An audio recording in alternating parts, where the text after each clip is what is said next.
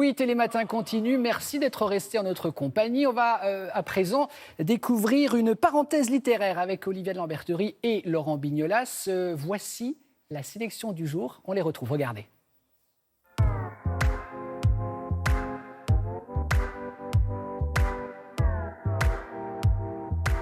Ravi de vous accueillir dans les jardins du Petit Palais, au cœur de Paris. C'est aussi, il faut le souligner, Olivia, bonjour, le musée des Beaux-Arts de la ville de Paris. Et qu'est-ce qu'on y est bien, notamment pour parler littérature. Alors au programme aujourd'hui, 2 fresques sur la Seconde Guerre mondiale, un roman à dévorer, j'allais dire, d'une traite, Oui. et puis une bande dessinée plutôt intelligente, très intelligente même pour les enfants.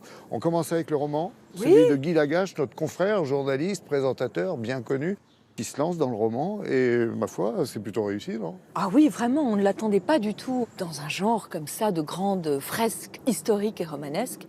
Et je trouve qu'il relève le défi tout à fait bien. Une histoire impossible est publiée chez Grasset. Le héros s'appelle Paul de Promont, vraiment un nom magnifique de personnage de roman. Il est vice-consul de la deuxième ville de Chine qui s'appelle, est-ce que je le prononce bien? Tianjin. Tianjin, exactement.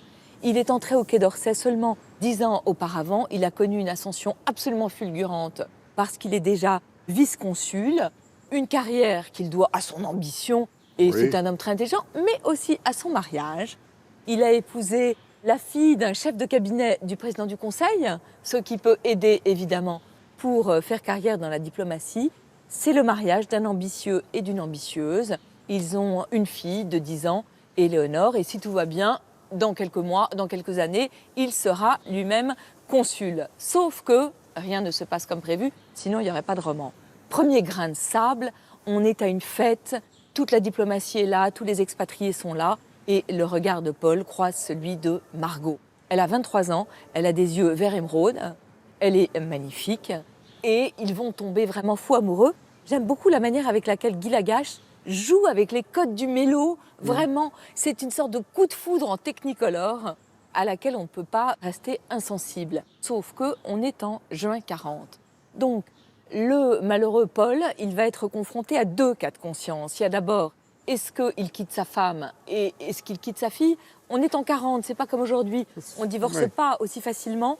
Et c'est vraiment des héros d'un autre temps, je trouve, qui ont des valeurs peut-être qui ne sont pas tout à fait celles d'aujourd'hui. Et puis évidemment, l'autre cas de conscience pour Paul, c'est est-ce qu'il va continuer à servir la France du maréchal Pétain ou est-ce qu'il va passer du côté de la résistance? Margot, elle est contactée par les services secrets britanniques pour l'espionner et pour rentrer en Angleterre. C'est un livre qui mêle, je trouve, de manière très subtile, les sentiments, mais aussi vraiment les valeurs. Est-ce que je dois servir mon pays? C'est un livre d'amour qui devient un livre d'espionnage, un livre d'aventure et d'aventure intérieure, avec une fin qui, je dois dire, moi, m'a vraiment écorché le cœur.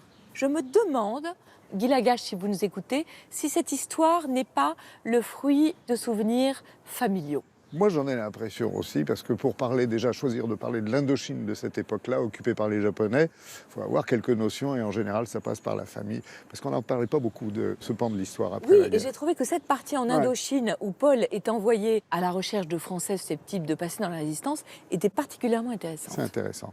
Alors, comment expliquer la guerre aux plus petits? Les grandes, Compliqué. grandes vacances. Drôle de guerre, c'est le premier volume, c'est publié chez BD Kids. L'histoire de 2 enfants, une petite fille de 6 ans, un garçon de 11 ans, qui sont envoyés en Normandie passer les vacances chez leurs grands-parents. Sauf que là aussi, rien ne se passe comme prévu, puisque la guerre est déclarée. Le père est envoyé au front, la mère est envoyée dans un sanatorium parce qu'elle souffre de tuberculose. Je trouve que c'est un modèle du genre pour parler de la Deuxième Guerre à nos enfants, d'autant qu'à la fin, il y a un petit cahier qui leur donne plein d'informations. Les illustrations sont charmantes, on dirait des illustrations d'un autre temps un peu désuètes. J'attends le 2e tome avec beaucoup d'intérêt. Mais Et je nous vous laisse aussi. finir. Mais oui, parce que comment éviter la guerre et les conflits? En faisant meilleure connaissance des uns et des Oui. autres et en respectant tous les peuples qui nous entourent. Et moi, j'ai été charmé par Débridé, ce petit livre de Xiu Cao, je ne sais pas si je le prononce bien, elle est chinoise. Et c'est son monde, le monde vu par ses yeux chinois, comme dit Xiukao. Alors, on comprend tout avec la couverture. Je suis chinoise, enchantée. Et le petit garçon à côté répond, ne mange pas mon chat. Voilà, les clichés. Il suffit juste de les effacer. Et chez Équateur, eh ben, on a cette, j'allais dire, première étape. Voilà, c'est pour vous, amusez-vous. Roman graphique très réussi. Absolument, dessin et histoire. Merci beaucoup Olivia pour ces Merci, conseils. Laurent. Bien Merci. sûr, on se retrouve à la fin de la semaine tellement nous sommes gourmands de vos mots de l'été.